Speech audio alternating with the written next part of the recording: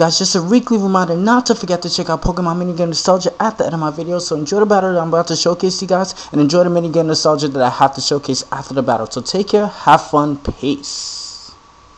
What is happening, YouTubers? KLL 2011 finally back again, bringing the close battles of yesterday and today. And I have a showcase, another showcase of this particular team. It's been doing very good on the Pokemon Online Battle Simulator lately.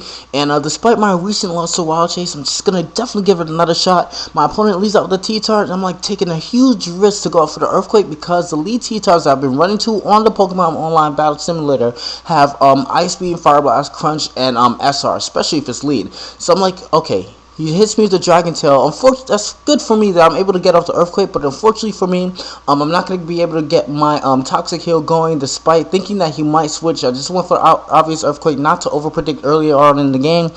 He goes for the Dragon Tail, right? And he Dragon Tails Stability as you saw, and I'm going to immediately switch out to Fortress as he sets up the Stealth Rock. I'm going to set up entry hazards of my own as he brings out the Fernape. And despite him U-turning, I just stayed in anyway. I'm like, you know, even if he goes for anything, because I have full health at the moment and his Fortress ability is sturdy, so obviously even if he does a fire type move at full health, it'll act like a focus sash, as you guys know, and I'll be able to survive and retaliate back with the Earthquake.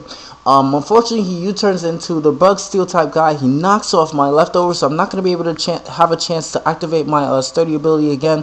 Going to set up a little bit more entry hazards here. I don't want to necessarily get too greedy. I do have one Spikes and one what do you call it, Stealth Rock. Knowing that he was going to switch out into something, brings out the Tentacle. I'm able to get off my Toxic Heal. Just the perfect opportunity to switch into Gliscor to get the Toxic Heal going. Fortunately for me, he does bring the Tentacle. I don't even know if that's necessarily a good or a bad thing, because Tentacle does have a higher base speed than Gliscor, but at the same time, I've seen a lot of them run, you know, the tank variations, but very rarely I run into Tentacles that are able to outspeed and hit me with the Ice Beam and finish off the Gliscor early on, and that like really gets on my grind. Like, I don't even know when the thing is faster, but whatever. I'm just rambling on about Tentacles, but he brings in the Bug and Steel type guy again, hits me with the Iron Head, and I should have predicted that while I went for the Sword Stance, predicted the Yamega switch, and went for the Ice Fang right then and there, because I'm like thinking, hey, Iron Head is not going to 2-hit KO this thing at all. So I'm like, just for safe merits, should have went up to the Ice Fang, and now I'm gonna have to discard a +2 that I've gained for the Gliscor, and switch out into Blissey just to sponge the upcoming Bug Buzz, knowing that he can't switch back in because I do have the Water and Ghost type Pokemon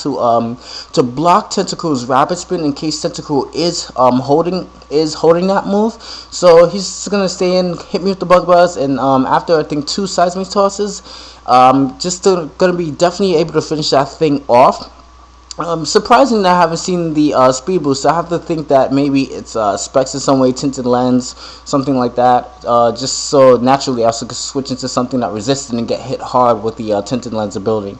But he brings back in the Infernape, hits me hard with the Flare Blitz, which makes me think, no, I need to switch back out onto T-Tar because I've been very sacrificial when it comes to this guy in Fortress lately. I've been noticing my own gameplay. So I'm going to switch up back out onto my T-Tar because I know T-Tar, thanks to my special EV investments, can live 2 Flare Blitz. But unfortunately for me, he is going to get the burn, and I'm not going to be able to pursue that thing despite all the Sandstorm and Record damage that he's been taking. So I'm going to go for, it's Choice Band, by the way, so Pursuit in this case would do a lot more damage. If it doesn't even kill Infernape at the moment, it would severely damage it, and it won't be able to come back in with the entry hazards. So despite all the recoil that he's been taking with the Flare Blitz and the Sandstorm, I'm just going to be able to protect to stall off that Infernape for 1 turn, and that's going to be enough to put it under the grave, or some cliche manner that you want to say for a Pokemon fainting.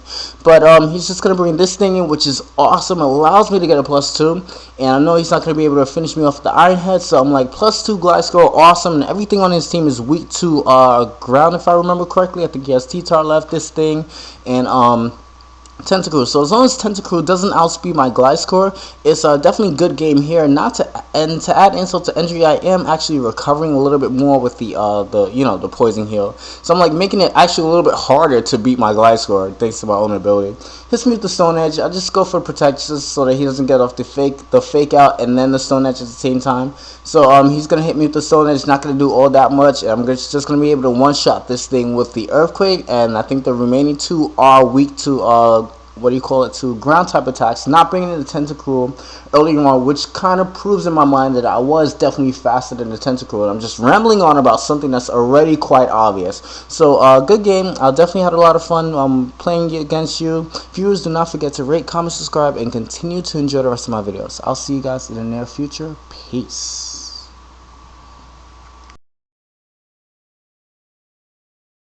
It's that time again where I say something retarded that happened in my life recently and would compare it to a Pokemon minigame that I'm about to showcase to you guys. So definitely enjoy this one. This one's for you.